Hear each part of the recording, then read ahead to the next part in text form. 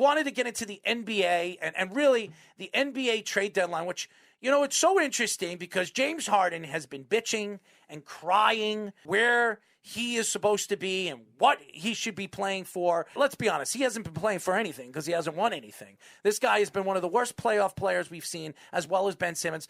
But Ben Simmons, who hasn't been on a court for almost 80 or 90 games since last year, since really the midseason, fighting injury, disputes with coaching and the players on the team.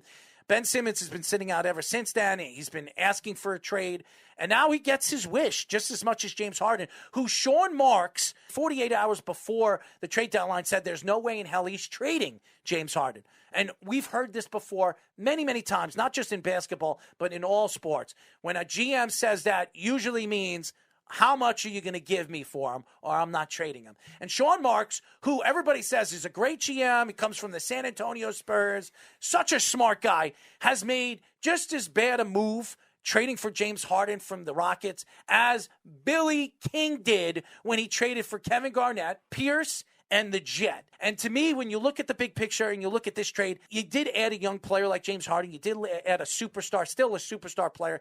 But what has he done for this net team? What has the big three done since James Harden has come there? Kyrie Irving, James Harden, and Kevin Durant have played an equal of 16 games together, counting the playoffs in the last 2 years. Kyrie Irving's injuries and his woes are off the court. James Harden, his injuries and his woes off the court. And then Kevin Durant with his Twittering and his seven burner accounts. I know how everybody thought this was crazy. Him and LeBron are picking the All-Stars, and he picked Rudy Gobert over James Harden. I don't think that has anything to do with why James Harden is now playing for the 76ers. I think it's ridiculous. It could be Kyrie Irving. Kyrie Irving doesn't get along with a lot of people. We've heard stories. And Kyrie Irving really was the guy. He was the first guy in there before Kevin Durant showed up and before James Harden showed up to the organization.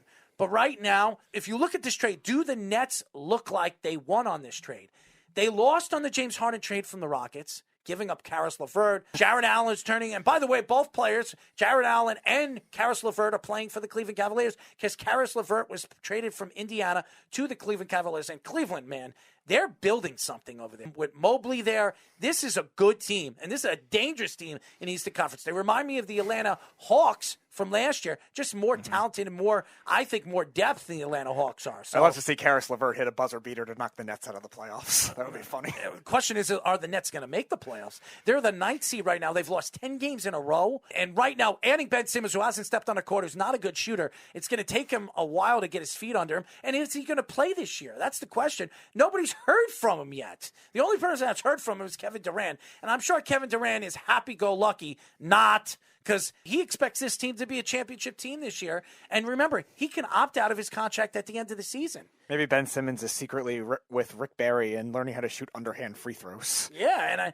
I know Kyrie Irving is probably happy because he doesn't have to deal with James Harden's crap or looking over his shoulder. Speedy, before I mention why I think the 76ers won on this trade, what were your thoughts of the trade? Who do you think won? And what were your thoughts when you heard that James Harden, with the last hour of the trade deadline, was traded to the 76ers? I think the Sixers slightly won the trade for one reason specifically, is that they didn't have to trade any of their young players. I thought the Nets were definitely going to want to look for one of the young players on this team, whether it was a Matisse Thybulle or a Tyrese Maxey or something like that, where I think the Nets, when they know they don't have draft picks, aren't going to really have a lot of young talent to look forward to. They already traded away Landry Shamet to the Suns as well this offseason. They traded away LeVert and Allen, like you were saying, and a lot of the young players that they have are very raw. So I think as a whole, I thought the Sixers might have to package one of those guys in the deal, and they didn't have to do that. Andre Drummond and Seth Curry are both veteran players. Now, Seth Curry has had a nice year off the bench for the Sixers, kind of has been their sixth man type, but sometimes has started as well.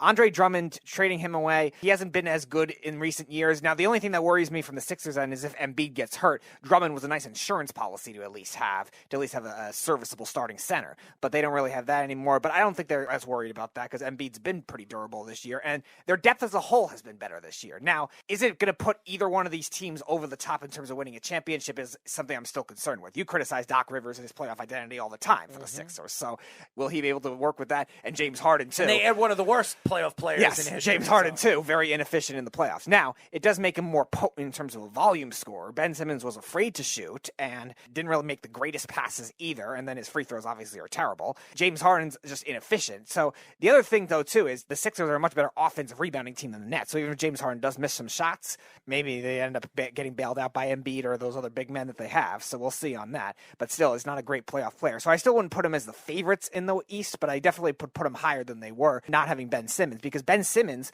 when he was in the playoffs, not only did he hinder his individual game and hindering the team, he hindered a playoff identity. And when he was getting fouled left in the game, the whole team offense was going down too. And the flow was just stopped as a whole of a team offense. And that's the thing that worries me with the Nets in this playoff identity. And the thing that worried me most about Ben Simmons being traded to a playoff contender.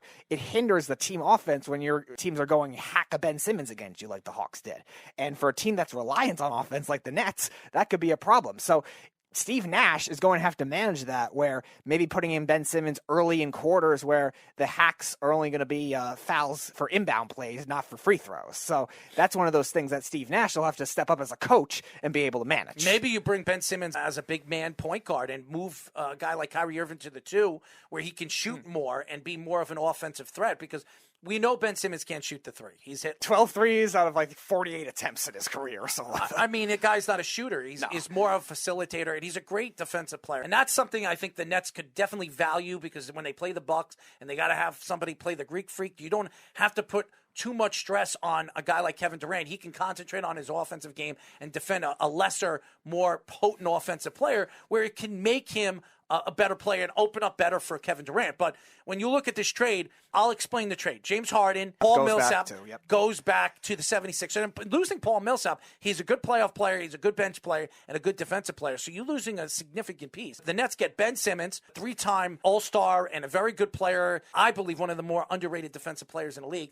Seth Curry, Andre Drummond, who I think one way or another they're going to waive, and a 2022 and a 2027 first-round pick, which the 2027 pick could be anything. It could be a lottery pick because it's a while away. It's 4 years away, and who knows where the 76ers Who knows, the lottery format might change by then. But next year, the 2022 first-round pick is going to be like 29, 30, mid-20s. So it's not something that's going to be valued, especially what the Nets lost giving up for James Harden. What did they give up? 4 first-round draft picks? Well, the Nets could very much be, in the next 2 years, if Kevin Durant decides next year to opt out of his contract and leave like James Harden, it could be Kyrie Irving and Ben Simmons. Kyrie Irving, who doesn't want to get the vaccination, so he's not going to be playing any home games, and Ben Simmons, who can't hit a free throw.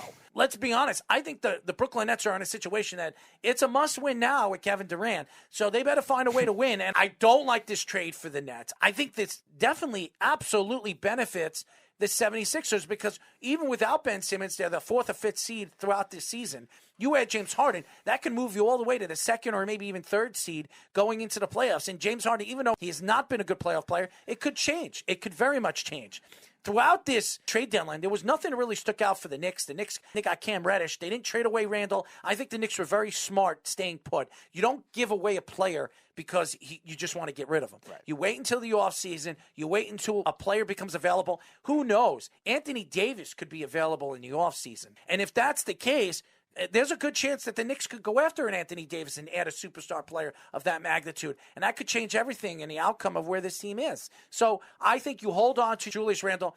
His contract is affordable to teams. See what you have with him for the rest of the season. If he could somehow change the way he is playing in the second half of this season, who knows? Julius Randle could absolutely move his offense and his scoring to 22, 23 points a game, and then he'd be even more worth it to teams in the offseason to make a trade. Even Bradley Beal, who might be available in the offseason, trading for Bradley Beal for Julius Randle. The Mavericks make a trade, and isn't this so soothing to hear this? And I've been saying this over and over again. The Mavericks trade and they send Porzingis, which everybody has heard over the last year and a half that Porzingis and Luka Doncic, who supposedly Porzingis wanted to play with his good friend over there in Dallas, Luka Doncic and him have not been getting along in the locker room. And as Luka becomes the superstar that he is, Porzingis feels like he's been left out.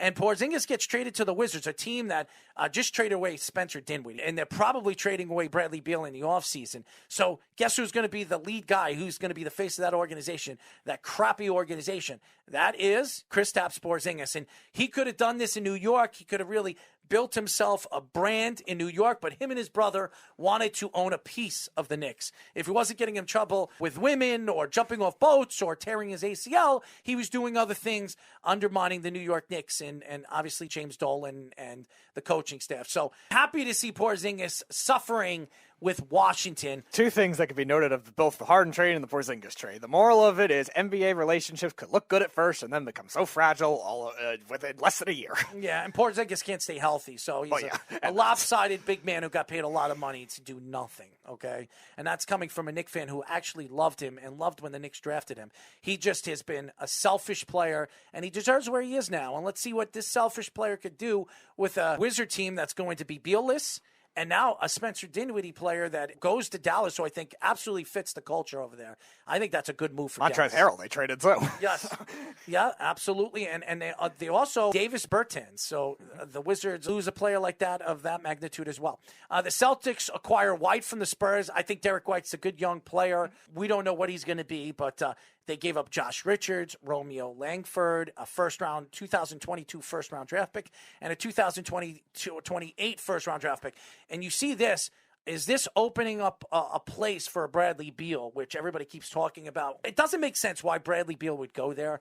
Why do you have three shooters? Why do you need Jaylen Brown and Tatum, and now you add Bradley Beal? Does that make sense? I don't think so. I think they're going to use White more in a point guard role just because they also trade Dennis Schroeder, too. Do you trade Jaylen Brown for Beal? Because he's still under contract. Maybe you trade Brown or a Tatum to bring in Bradley Beal. But giving up a 2022 first-round draft pick, I mean, that could be a lottery pick.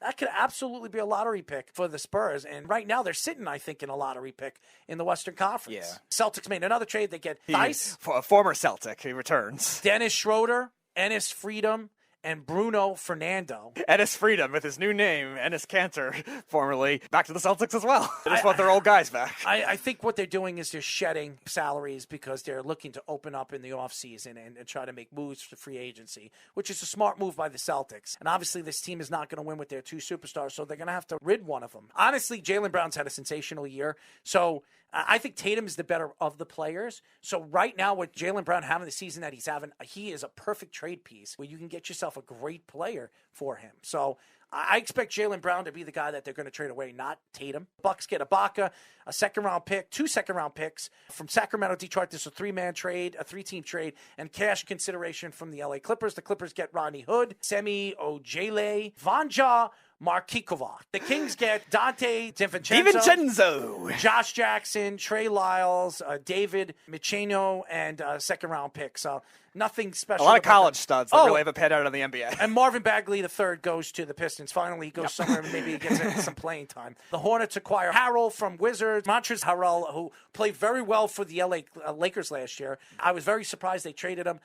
The Hornets get a very good player who can rebound and could be a good leader on the court. The Wizards, Vernon Carey Jr., Ish Smith. I like Ish Smith a lot. Ish Smith now goes to his 11th team. It's so surprising because I know he's small, but he's fun to watch. He's a guy I think the Knicks should look at. Craig returns to the Suns, Torrey Craig, and cash. Pacers get Jalen Smith and a 2022 second-round pick. The Suns deal Aaron Holiday. I mean, the Suns did a lot of things. The Raptors trade Dragic to the Spurs. I like that move. The Raptors get Young and Eubank and a 2022 second-round pick. And Goran Dragic and a 2022 first-round pick go to the Spurs. And Spurs are just stocking up on first-round draft picks. They got 3 in this year's draft. Fantastic. Right now they're trying to rebuild. The Magic land Ball and Dozier. Celtics get a 2023 second-round pick.